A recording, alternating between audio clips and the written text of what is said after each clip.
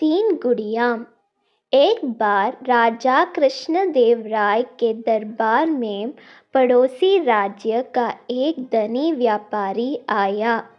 महाराज को प्रणाम कर वह बोला, महाराज, आपके राज्य में व्यापार के उद्देश्य से मेरा आगमन हुआ था। जहाँ भी मैं गया वहाँ आपके दरबार के मंत्रियों की बहुत प्रशंसा सुनी, तो मैं आपसे और आपके मंत्रियों से भेंट करने आ गया। आपने ठीक सुना है, हमारे मंत्री कर्मठ और बुद्धिमान है। महाराज कृष्णदेव राय बोले, महाराज, आप आज्ञा दें तो मैं आपके मंत्रियों की एक छोटी सी परीक्षा लेना चाहता हूँ। व्यापारी बोला। जब महाराज ने आज्ञा दे दी तब व्यापारी ने अपने थैली में से 3 गुड़ियाँ निकाली जो दिखने में एक सरीकी थी। उन्हें महाराज को देते हुए वह बोला, महाराज, ये तीनों गुड़ियाँ दिखने में एक जैसे हैं, लेकिन इन सब में से एक एक अंतर है। आपके मंत्रियों को वही अंतर पता लगाना है। मैं 30 दिनों के उपरांत पुनः दरबार में उपस्थित होऊंगा। आशा है तब तक आपके मंत्रीगण इसका उत्तर ढूंढ लेंगे। इतना कहकर वह चला गया।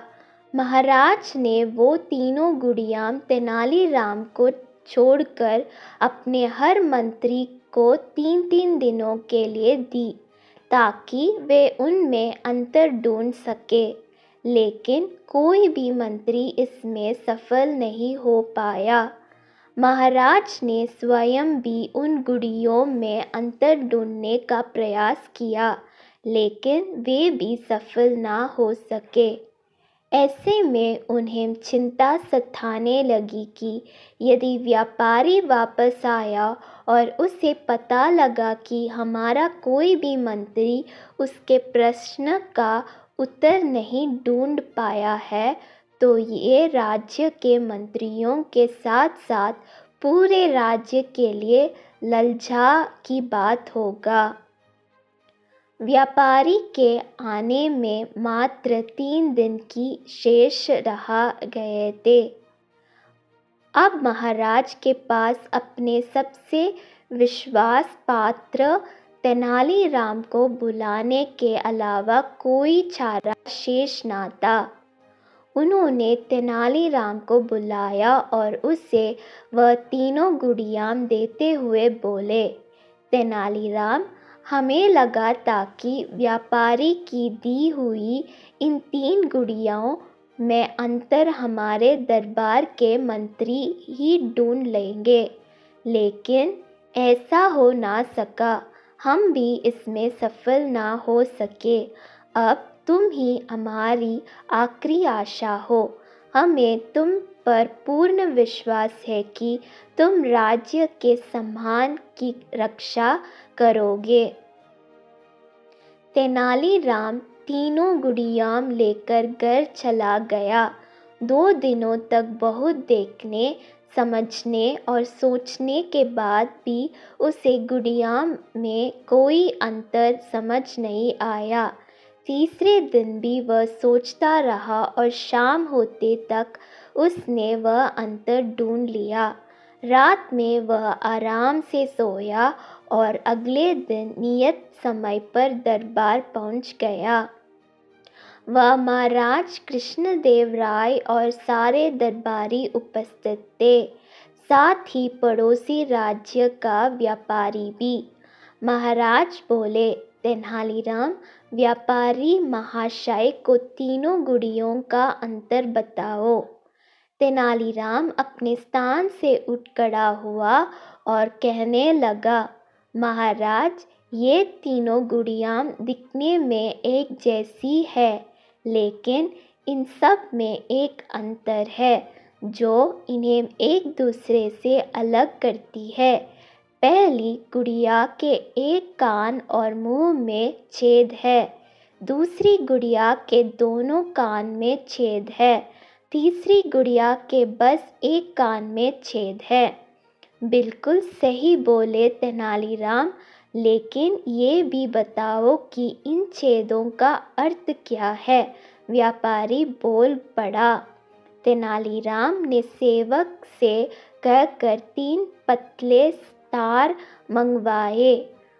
पहला तार पहली गुड़िया के कान में छेद में डाला, वह मुंह के छेद से बाहर आ गया। सबको ये दिखाते हुए तेनालीराम बोला, ये पहली गुड़िया जिसके एक कान और मुंह में छेद है, ऐसे व्यक्ति को दर्शाती है जिसे कोई गुप्त बात बताने पर वह उसे गुप्त ना रखकर दूसरों को बता देता है। ऐसे व्यक्ति पर विश्वास नहीं किया जा सकता। फिर उसने दूसरी गुड़िया के कान के छेद में तार डाला। वह तार दूसरे कान के छेद से बाहर निकल आया। वह बोला, ये दूसरी गुड़िया जिसके दोनों कान में छेद है, ऐसे व्यक्ति को दर्शाती है जो किसी भी बात को एक कान में सुनता है और दूसरे से निकाल देता है। ऐसा व्यक्ति आपकी किसी बात को कोई महत्व नहीं देता। फिर उसने तीसरी गुड़िया के कान में तार डाला। वह तार उसके अंदर ही रहा।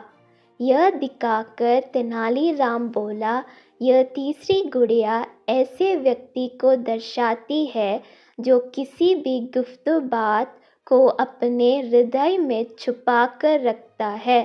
ऐसे व्यक्ति पर पूर्ण विश्वास किया जा सकता है। तेनालीराम का उत्तर सुनकर महाराज और व्यापारी प्रसन्न हो गए।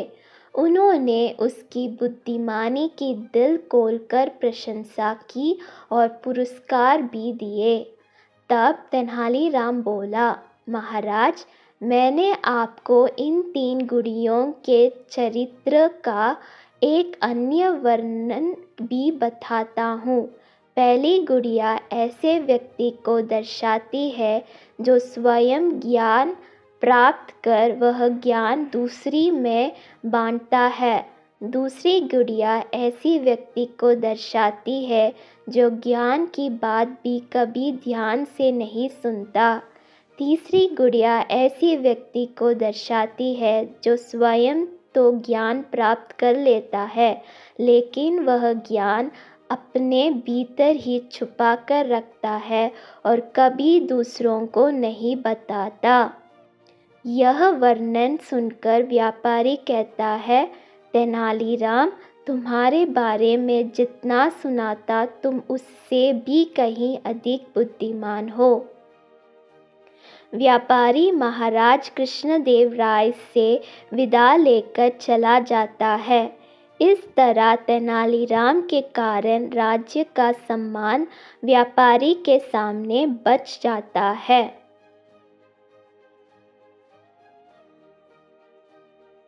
हिम्मत मत खोना, अभी बहुत आगे जाना है। रसगुल्ले की जड़।